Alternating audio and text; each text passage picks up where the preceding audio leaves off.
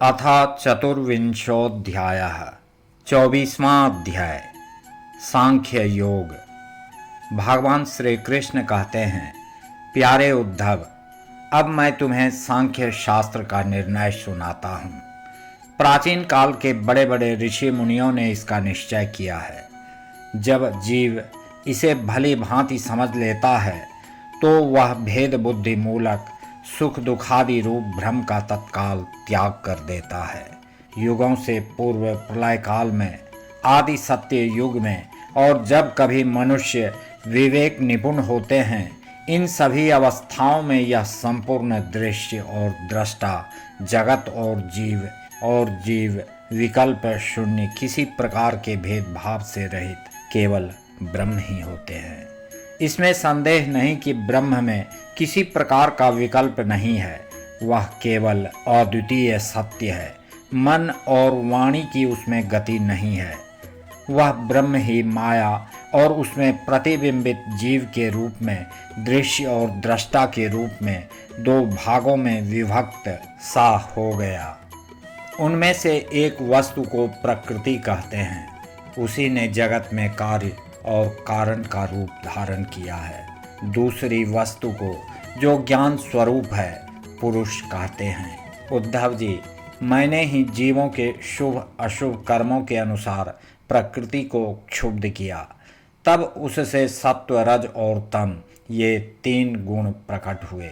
उनसे क्रिया शक्ति प्रधान सूत्र और ज्ञान शक्ति प्रधान महत्तत्व प्रकट हुए।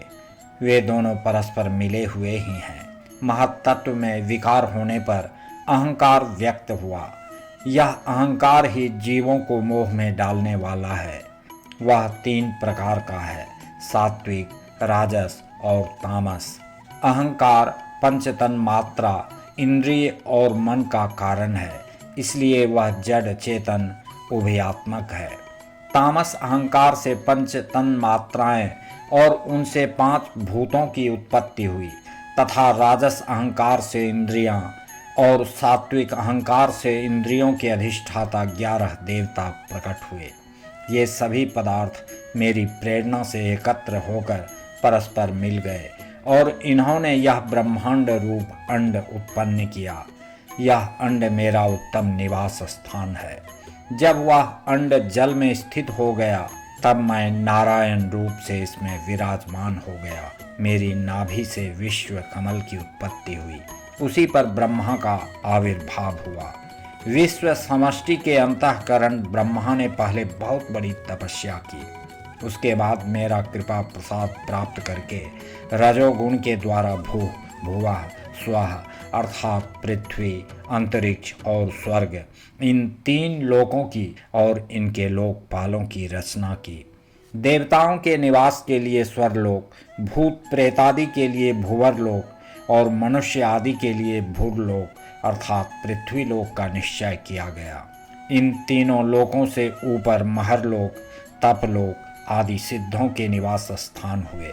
सृष्टि कार्य में समर्थ ब्रह्मा जी ने असुर और नागों के लिए पृथ्वी के नीचे अतल, वितल, सुतल आदि 7 पाताल बनाए। इन्हीं तीनों लोकों में त्रिगुणात्मक कर्मों के अनुसार विविध गतियां प्राप्त होती हैं। योग, तपस्या और संन्यास के द्वारा महरलोक, जनलोक, तपलोक और सत्यलोक रूप उत्तम गति प्राप्त होती है तथा भक्ति योग से मेरा परम धाम मिलता है। यह सारा जगत कर्म और उनके संस्कारों से युक्त है।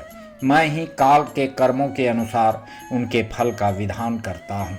इस गुण प्रवाह में पड़कर जीव कभी डूब जाता है और कभी ऊपर आ जाता है। कभी उसकी अधोगति होती है और कभी उसे पुण्यवश उच्च गति प्राप्त हो जाती है। जगत में छोटे बड़े, मोटे पतले जितने भी पदार्थ बनते हैं, सब प्रकृति और पुरुष दोनों के संयोग से ही सिद्ध होते हैं। जिसके आदि और अंत में जो है, वही बीच में भी है और वही सत्य है। विकार तो केवल व्यवहार के लिए की हुई कल्पना मात्र है। जैसे कंगन, कुंडल आदि सोने के विकार और घड़े, सकोरे आदि मिट्टी के विकार पहले सोना या मिट्टी ही थे, बाद में भी सोना या मिट्टी ही रहेंगे। अतः बीच में भी वे सोना या मिट्टी ही हैं। पूर्ववर्ती कारण अर्थात महत्तत्व आदि भी जिस परम कारण को उपादान बनाकर अपर अर्थात अहंकार आदि कार्य वर्ग की सृष्टि करते हैं, वही उनकी अपेक्षा भी परम सत्य है।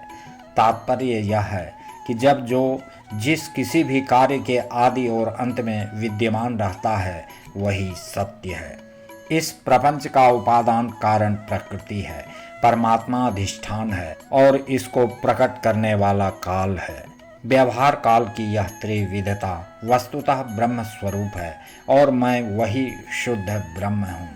जब तक परमात्मा की इच्छन शक्ति अपना काम करती रहती है, जब तक उनकी पालन प्रवृत्ति बनी रहती है, तब तक जीवों के कर्म भोग के लिए कारण कार्य रूप से अथवा पिता पुत्रादि के रूप से यह सृष्टि चक्र निरंतर चलता रहता है। यह विराट ही विविध लोकों की सृष्टि स्थिति और संहार की लीला भूमि है।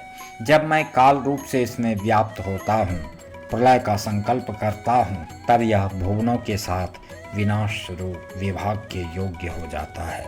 उसके लीन होने की प्रक्रिया यह है कि प्राणियों के शरीर अन्न में, अन्न बीज में, बीज भूमि में और भूमि गंध तन मात्रा में लीन हो जाती है।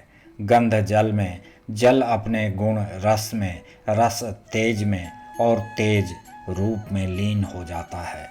रूप वायु में, वायु स्पर्श में, स्पर्श आकाश में तथा आकाश शब्द तन्मात्रा में लीन हो जाता है। इंद्रियां अपने कारण देवताओं में और अंततः राजस अहंकार में समा जाती हैं। हे सौम्य, राजस अहंकार अपने नियंता सात्विक अहंकार रूप मन में, शब्द तन्मात्रा पंचभूतों के कारण तामस अहंकार में और सारे जगत को मोहित करने में समर्थ त्रिविध अहंकार महत्तत्व में लीन हो जाता है। ज्ञान शक्ति और क्रिया शक्ति प्रधान महत्तत्व अपने कारण गुणों में लीन हो जाता है। गुण अव्यक्त प्रकृति में और प्रकृति अपने प्रेरक अविनाशी काल में लीन हो जाती है। काल मायामय जीव में और जीव मुझ अजन्मा आत्मा में लीन हो जाता है। आत्मा किसी में लीन नहीं होता, वह उपाधि रहित अपने स्वरूप में ही स्थित रहता है। वह जगत की सृष्टि और लय का अधिष्ठान एवं अवधि है।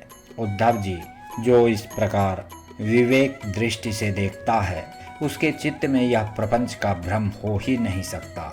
यदि कदाचित उसकी स्फूर्ति भी हो जाए तो वह अधिक काल तक हृदय में ठहर कैसे सकता है?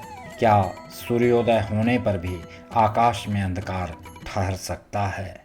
उद्धव जी, मैं कार्य और कारण दोनों का ही साक्षी हूँ। मैंने तुम्हें सृष्टि से प्रलय और प्रलय से सृष्टि तक की संख्या विधि बतला दी। इससे संदेह की गांठ कट जाती है और पुरुष अपने स्वरूप में स्थित हो जाता है।